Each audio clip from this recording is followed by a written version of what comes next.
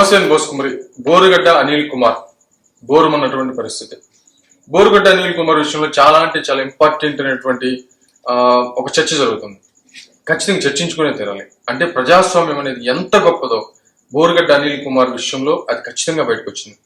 బోరుగడ్డ అనిల్ కుమార్ నేను అంబేద్కర్ గారి వారసుని అని చెప్పేసి చెప్పుకుంటున్నాడు. మరి అది ఎంతవరకు కరెక్టో ఒకసారి ప్రజలే ఆత్మపరిశీలన చేసుకోవాలి. ఇకపోతే బోరుగడ్డ అనిల్ కుమార్ విషయంలో ఇంపార్టెంట్ అయినటువంటి విషయం మాట్లాడుకునే ముందుగా ఆయనైతే ఒక ఫేక్ డాక్యుమెంట్ ని అంటే డాక్టర్ సర్టిఫికేట్ ని పెట్టి కోర్టు సబ్మిట్ చేసి నా తల్లికి బాగలేదని చెప్పేసి బెయిల్ తీసుకుని వెళ్ళిపోయాడు అనేటువంటి విధంగా వచ్చినటువంటి ఎలిగేషన్. దీన్ని మీడియాలో విపరీతంగా పబ్లిష్ అవడంతో వెంటనే ఆయన ఒక వీడియో రిలీజ్ చేశాడు ఎక్కడో ఉండి. ఆ వీడియోలో ఏంటంటే నేను ఉత్తముణ్ణి, నన్ను అమాయకుని చేసి కూటమి ప్రభుత్వం నన్ను హింసిస్తుంది అనేటువంటి విధంగా చెప్పి ఆయనకున్నటువంటి ఆ కులం కార్డుని, ఆయనకున్నటువంటి సామాజిక వర్గం దళిత కార్డుని ఉపయోగించుకునేటువంటి ప్రయత్నం చేశాడు. ఈ లోకంలో నేరస్తుడు ఖచ్చితంగా తప్పించుకునేటువంటి విధానంలో 3 విధానాలు ఉంటాయి. నెంబర్ 1 డబ్బు, నెంబర్ 2 ఖచ్చితంగా ఆయనకునేటువంటి అంటే పలుకుబడి అంటే ఆయనకునేటువంటి ఇన్ఫ్లుయెన్స్, 3 సామాజిక వర్గానికి సంబంధించిన కులం కార్డు. ఈ 3 ద్వారా ఖచ్చితంగా రాజకీయ నేరస్తులు తప్పించుకున్నటువంటి పరిస్థితులు ఉన్నాయి. ఈ 3 పెట్టుకుని ఎదుగుతున్నారు, ఈ 3 పెట్టుకుని నేరాలు చేస్తూ తప్పించుకున్నటువంటి పరిస్థితులు ఉన్నాయి. ఇప్పుడు నన్ను ఇంతకుముందు అరెస్ట్ చేశారు, నాకున్న ఇన్ఫ్లుయెన్స్ బట్టి నేను బయటకు వచ్చేసానని చెప్పేసి చాలా వీడియోలు ఉన్నాయి అతన్ని. ఇప్పుడేమో ఈ దళిత కార్డు అంటే ఇప్పుడున్నటువంటి సామాజిక వర్గానికి సంబంధించిన కార్డు ఆడుతున్నటువంటి పరిస్థితులు ఉన్నాయి.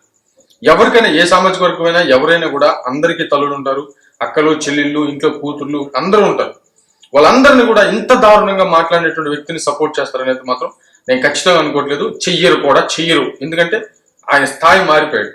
ఇప్పటికే ఏదైనా చేయాల్సి వస్తే ఇప్పటికే ఏదైనా చేసేవాళ్ళు కానీ ఖచ్చితంగా సైలెంట్ అవ్వాల్సినటువంటి సందర్భం. అందుకే కామన్. ఎందుకంటే అందరికీ మన ఇళ్ళలో అందరికి ఆడవాళ్ళు ఉంటారు కదా, అది తప్పైనటువంటి విషయం. కాబట్టి ఇప్పుడు ఈ బోరుగడ్డ అనిల్ కుమార్ అనేటువంటి ఆయన మా మదర్కి అపోలోలో ట్రీట్మెంట్ జరిగింది, ఆపరేషన్ బైపాస్ సర్జరీ జరిగింది. కాబట్టి ఆ కుట్లు కూడా నేను వెళ్తే ఎప్పుడు తీయలేదని, నేను వెళ్ళిన తర్వాతే తీశారనేటువంటి విధంగా ఆయన వీడియో రిలీజ్ చేశాడు. వాస్తవం ఏంటంటే ఇప్పుడు పోలీసులు తెలుస్తుంది ఏంటంటే ఎంక్వైరీ చేస్తున్నారట. అసలు ఆయన అపోలోకే వెళ్ళలేదట. వాళ్ళ అమ్మగారికి ట్రీట్మెంట్ జరిగింది వాస్తవమే, కానీ అసలు ఆయన అపోలోకే రాలేదనేటువంటి విధంగా ఇప్పుడు పోలీసులు మళ్ళీ ఒక షాక్ ఇచ్చారు. ఈ కేసు అయితే ముందుకు నడుస్తుంది. ఏమైనా ఈయన ఫేక్ సర్టిఫికేట్ పెట్టి ఆయన బయటికి వెళ్ళాడని చెప్పేసి నిరూపించినా, లేదు ఆయన ఖచ్చితంగా అసలు అపోలోకే వెళ్ళలేదని నిరూపించినా, ఈ 2 గాని నిరూపించగలిగితే ఖచ్చితంగా కోర్టు ధిక్కరణ కింద సంవత్సరాల పాటు ఆయన ఖచ్చితంగా ఈ నేరంలో శిక్ష పడేటువంటి అవకాశాలు పుష్కలంగా కనబడుతున్నాయి. ఇక ఇది తీసేస్తే ఫస్ట్ లో చెప్పాను, బోరుగడ్డ అనిల్ కుమార్ విషయంలో ప్రజాస్వామ్యం ఎంత గొప్పదో అనేటువంటి చర్చ ఇప్పుడు జరుగుతుంది. ఇదే ఇంపార్టెంట్ పాయింట్. మరి ప్రజాస్వామ్యం ఎంత గొప్పదంటే చాలా మందికి తెలియకపోవచ్చు. అది గొప్పదని తెలిసినటువంటి వాళ్ళు చెప్తుంటే అవతల వాళ్ళకి అర్థం కాకపోయి ఉండొచ్చు. ఈ బోరుగడ్డ అనిల్ కుమార్ అనేటువంటి ఇదే నిజమైనటువంటి నిదర్శనం. ఆయనకి అంగబలం ఉందని చెప్పేసి, ఒక పార్టీ సపోర్ట్, అధికారంలో ఉన్నటువంటి పార్టీ సపోర్ట్ ఉందని చెప్పేసి అప్పుడున్నటువంటి ఆయన మీద కేసులు ఎవరు పెట్టలేదు. అంటే అప్పుడున్నటువంటి ప్రభుత్వం మొత్తం బోరుగడ్డ అనిల్కి సపోర్ట్ చేసింది. అలాగే ప్రజాస్వామ్యంలో ఏంటి, 5 సంవత్సరాలకు ఒకసారి ఎలక్షన్స్ వస్తాయి. వాళ్ళకి సంబంధించిన నాయకుని వాళ్ళు ఎంచుకుంటారు. అదే ప్రజాస్వామ్యం. ప్రజల చేత, ప్రజల కొరకు ప్రజలే ఏర్పాటు చేసుకునేటువంటిదే ప్రజాస్వామ్యం. అంటే ప్రభుత్వం కానీ ప్రజాస్వామ్యం కానీ అంటే ప్రజలే రాజులు, మొత్తం ప్రజలే నిర్ణయిస్తారు దేన్నైనా కూడా. అదే ఓన్లీ జగన్మోహన్ రెడ్డి గారి అన్నట్టుగా 30 years కానీ ఆయన గారు ఉన్నట్టయితే బోరుగడ్డ అనిల్ కుమార్ అనేటువంటి ఆయన అసలు ఆపలుగుతాం. ఆయన నిజంగానే బండికి కట్టుకుని కాళ్ళు ఇచ్చుకొని తీసుకొస్తే ఏం చేస్తాం? ఆయన నిజంగానే నరికేస్తాం, పవన్ కళ్యాణ్ గారు లాంటి వాడిని నరికేసేస్తానని చెప్పేసి ఆయన మాట్లాడిన మాటలు నిజం కాకుండా పోతాయా? అంటే ఏంటి, ఈయన ఇట్లా రెచ్చిపోయాడు. అది అండ చూసుకొని ప్రజాస్వామ్యంలో అటు అటు అవుతాయి. వాళ్ళ బళ్ళు వాళ్ళు అవుతాయి. ప్రజలు మార్చేస్తారు. ఒక 5 సంవత్సరాలు అయిపోయి ఎలక్షన్ జరగగానే బోరుగడ్డ అనిల్ కుమార్ జీవితం అనేది తలకిందులైపోయింది.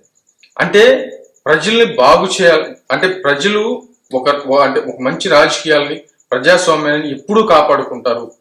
ప్రజాస్వామ్యం అనేది అందుకే చాలా గొప్పది. ఇలాంటి విధానాలు, ఇలాంటి ఎగ్జాంపుల్స్ వచ్చినప్పుడే ఇవి క్లియర్ గా మనం మాట్లాడుకుంటే రాబోయేటువంటి రోజుల్లో, రాబోయేటువంటి తరాలకి ప్రజాస్వామ్యం అనేది ఎంత గొప్పదో అని చెప్పేసి తెలుస్తుంది. ఇది చక్కని నిదర్శనం. నిజంగా అయితే చక్కని నిదర్శనం. ఎంత రెచ్చిపోయాడు. అప్పుడు ఆయనకి ఒక ప్రభుత్వం సపోర్ట్ ఉంది. ఆ ప్రభుత్వం ప్రజాస్వామ్యంలో టర్న్ అయిపోగానే ఒక నేరస్తుడు బయటకు వచ్చేసాడు. ఇప్పుడు ఏం లేదు, నాకెవరు లేదు, నాకు దేవుడు దిక్కు అంటాడు. ఎంత మారిపోయింది చూడండి. ఒక ఎమ్మెల్యేకి ఫోన్ చేసి నిన్ను బండి కట్టుకుని ఈడ్చుకొచ్చేస్తా, నేను వాళ్ళని నరికేస్తా, వీళ్ళు నరికేస్తా, ఏంది షర్ట్ వేసుకుని నరికేస్తా, లేకపోతే పవన్ కళ్యాణ్ గారు విశాఖపట్నం నరికేస్తా అంటే, ఇలాంటి వ్యక్తి నిజంగా ఆ పవర్ అతనిలో ఉంటే, ఆ పవర్ ఎప్పుడు అతనికి అండగా ఉంటే ఇలాంటి ఘోరాలుగా జరిగేది. కానీ ప్రజాస్వామ్యంలో అవి కుదరవు, అక్కడ మార్చేశారు, జైల్లో ఉన్నది. అందుకే ప్రజాస్వామ్యం చాలా చాలా గొప్ప. అంటే ఎగ్జాంపుల్ ఇంకా గొప్ప విషయాలు చాలా ఉన్నాయి అనుకోండి, ఒక ఎగ్జాంపుల్ చెప్తున్నాను, మరేమొచ్చు.